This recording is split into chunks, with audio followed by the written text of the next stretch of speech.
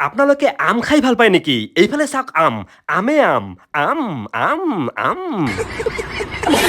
বাৰু এই গছডাল আছে আমাৰ ঘৰৰ পৰা মাত্ৰ 500 মিটাৰ আঁতৰত মানে গোৱালপাৰাৰ কিসমতপুৰত আৰু এই গছডালৰ একেবাৰে কাষৰ ঘৰখন হৈছে এজনী খুবেই টেলেণ্টেড ছোৱালীৰ ঘৰ আৰু ছোৱালীজনীৰ প্ৰতিভাৰ বিষয়ে মই এটা ভিডিঅ' বনাইছিলো কিন্তু ভিডিঅ'টো চাগে আপোনালোকে ভালকৈ চোৱা নাই গতিকে আজিৰ ভিডিঅ'টো এবাৰ ভালকৈ চাওক ছোৱালীজনীৰ টেলেণ্টখিনি চাই নিশ্চয় আপোনালোকে ভাল পাব তো ভাই লোক চাব পাৰে মোৰ হাতত কি ধুনীয়া এটা বস্তু আছে আৰু এই বস্তুটোক কোৱা হয় ৰেজিন আৰ্ট আৰু এইটো মই কিনা নাই এই বস্তুটো মোক এই ছোৱালীজনীয়ে গিফ্ট কৰিছে আৰু ছোৱালীজনীৰ নাম হৈছে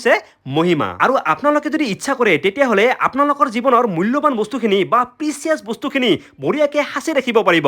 ৰেজিন আৰ্টৰ সহায়ত আৰু কামখিনি কৰি দিব মহিমাই ফৰ এক্সাম্পল আপোনালোকৰ বিয়াৰ কিবা স্মৃতি যেনেকুৱা বিয়াৰ ফুল বৰমালা বা বিয়াৰ চিঠিখনেই হওক লগতে মা দেউতাৰ কিবা স্মৃতি আৰু ইয়াৰ উপৰিও কেঁচুৱা এটাৰ যেতিয়া নাভিটো পৰে সেই নাভিটোকো আপোনালোকে গোটেই জীৱনটোৰ কাৰণে সাঁচি ৰাখিব পাৰিব অনলি ৰেজিন আৰ্টৰ সহায়ত যদি এইফালে চাব পাৰে এজনী ছোৱালীয়ে দেউতাকে ঢুকোৱাৰ পিছত দেউতাকৰ কিছু স্মৃতি এনেকৈ ৰেজিন আৰ্টৰ সহায়ত সাঁচি ৰাখিছে আৰু এই বস্তুখিনি সদায় এনেকে থাকি যাব কেতিয়াও নষ্ট নহয় বাৰু মহিমা এজনী বহুত শিক্ষিত ছোৱালী মানে মহিমাই MA কৰিছে এখন কম্পিউটাৰ ইনষ্টিটিউট চলাই আছে আৰু তাৰ পিছত নিজৰ পেশন ফলো কৰি আছে আৰু বৰ্তমান অসমৰ বিভিন্ন ঠাইৰ পৰা বিভিন্নজনে মহিমাৰ লগত কণ্টেক্ট কৰি আছে যেনেকুৱা গুৱাহাটী যোৰহাট ডিব্ৰুগড় কাৰ্বি আংলং ওদালগুৰি ধেমাজি গোলাঘাট ইত্যাদি বিভিন্ন ঠাইৰ পৰা মহিমাৰ লগত যোগাযোগ কৰি আছে আৰু আপোনালোকে ইচ্ছা কৰিলে আপোনালোকৰ মূল্যৱান বস্তুখিনি সাঁচি ৰাখিব পাৰিব গতিকে স্ক্ৰীনত মহিমাৰ নাম্বাৰটো দি আছো এই নাম্বাৰটোত কল কৰিব পাৰে বা আপোনালোকে গোৱালপাৰাৰ কিসমতপুৰলৈকে আহিলেও হৈ যাব